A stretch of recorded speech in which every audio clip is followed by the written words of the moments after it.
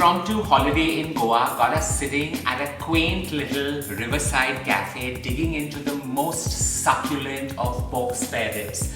Now the chef was not a great fan of divulging the recipe, but poor man didn't know who I really was. Don't forget to subscribe and hit on the bell icon as we crack the code and create the most succulent Goan honey mustard pork spare ribs. Now the trick is all in the marinade and sharp, strong honey mustard coming together perfectly well. Into a bowl goes nearly 4 tablespoons of black mustard seeds with a teaspoon of black whole peppercorns, 8 cloves and 6 green cardamoms, nearly 2 inches of ginger just washed well and cut into large shards, and nearly 15 cloves of garlic going in. Finally, into this goes 4 whole chilies, the dehydrated kind and the Kashmiri chilies. Now it's the time to infuse this with nearly 30 to 40 mils of coconut feni and the same amount, 30 mils of Goan vinegar. You just allow this to infuse and bloom together for nearly 4 to 5 hours.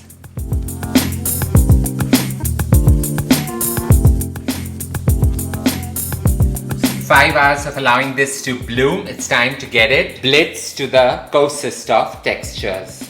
Now into a kg of pork spare ribs, get a good sprinkling of some sea salt, coarser the textures. You just want it to marinate really well, along with half a teaspoon of turmeric.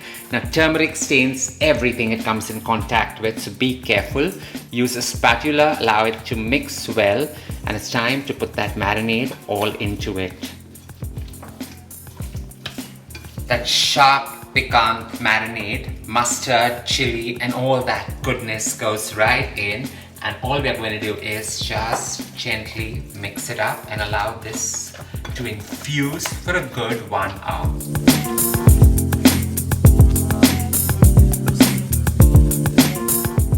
An hour of marinating this, and at this stage, if you want to spice it up further, you can add a teaspoon of red chili powder. Any brand that works well to your advantage. In this, we're going to just put it on a lightly greased foil lined tray so that it doesn't really create a mess while it slow bakes to perfection.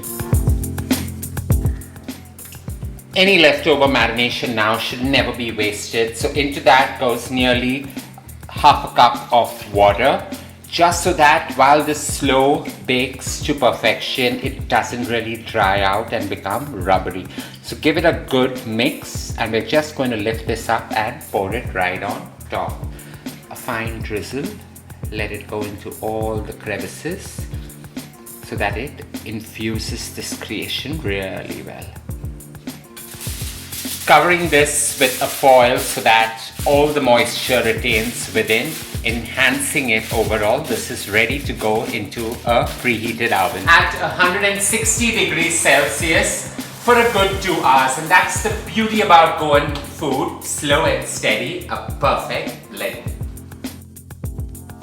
2 hours, and actually having forgotten about this with all the madness at home, this creation is ready to fall right off the bone. Moment of truth.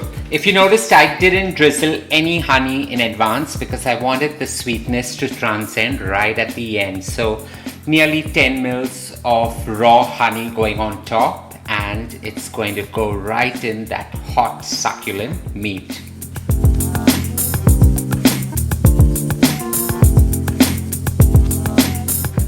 Any leftover thick spice blend that's in there, you want it to be runny, so I'm going to add nearly just about 20 mils of water to thin this down.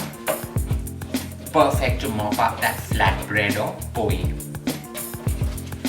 While we did manage to nail this recipe spot on, the Goan style honey mustard coming alive in my kitchen, the flavors are intense, and pairing it with a flatbread or poi is what sheer indulgence is all about.